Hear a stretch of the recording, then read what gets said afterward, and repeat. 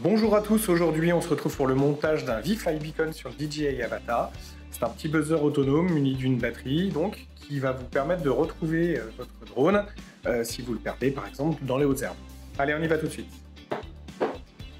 Donc pour pouvoir installer ce petit objet, je vais vouloir utiliser la place qu'on a sous le capteur GPS et derrière la caméra.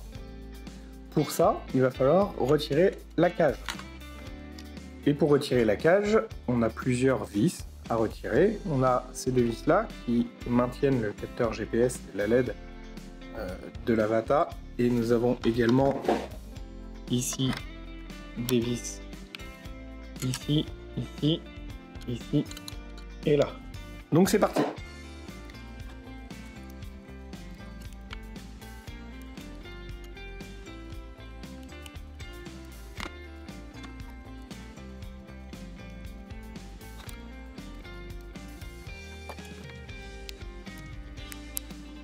Donc voilà, j'ai enlevé la cage. On a donc l'espace nécessaire pour mettre notre petit V-Fly Beacon. On va essayer de le mettre de sorte à accéder, une fois la cage remise, au port micro USB pour la recharge, mais également au bouton d'allumage qui se trouve ici. Donc pour faire ça, le plus simple, c'est de le coller ici. De cette manière. Voilà. Ce qui fait qu'on a accès au port micro USB ici et on a accès à l'allumage en passant notre doigt ici.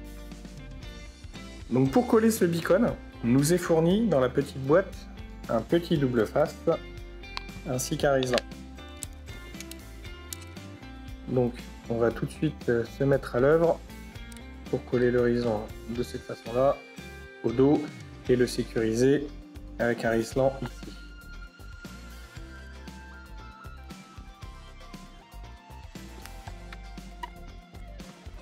Alors, très honnêtement, je sais pas si ça va tenir bien grand-chose, mon affaire.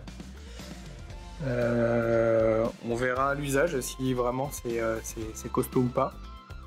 En tout cas, le buzzer, lui, il est libre, donc il peut hurler tranquillement vers l'avant. J'ai toujours accès à mon port micro USB qui est ici, et j'ai toujours accès au bouton en mettant mon doigt via le trou ici. L'Avata est remonté, la cage est remise, et on a donc accès à notre V-Fly par ici. Je vais l'allumer, donc on reste appuyé 2 secondes. Et là, il est en action. On voit que sa LED est quand même assez puissante. Et donc on va pouvoir passer sur un test. On va simuler un crash, donc pour ça on va l'allumer. Hop, on attend un petit peu, il va nous indiquer son statut, voilà. Et pour simuler un crash, je vais simplement taper dessus et il va me prévenir. Donc, voilà. Donc là, voilà. Donc, vous voyez qu'il flash, pourquoi? Parce que j'ai ma main dessus, le détecteur de luminosité croit que c'est la nuit. On voit bien que quand même il y a moyen de le voir. Hein. Donc je simule le crash.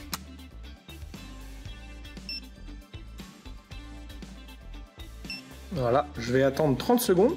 Si pendant les 30 secondes de préalarme, un mouvement est détecté, la préalarme va s'arrêter.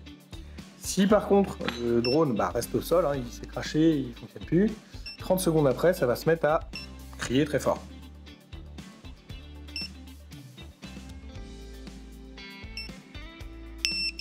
Voilà.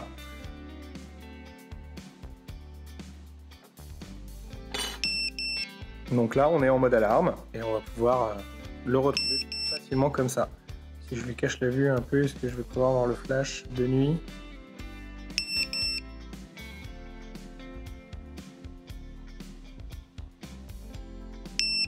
Ouais, voilà. Je sais pas si ça se voit, la caméra, il y a bien le flash de nuit qui s'est déclenché avec une luminosité faible.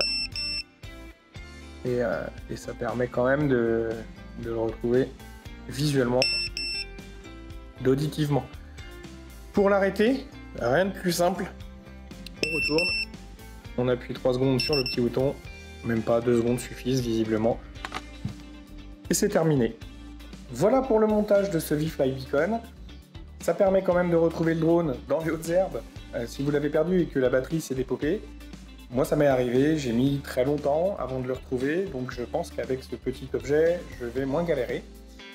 Si vous avez des questions, surtout n'hésitez pas à les poser en commentaire, j'essaierai d'y répondre du mieux que je peux. Et en attendant, n'oubliez pas, ça vole pas haut. Ciao!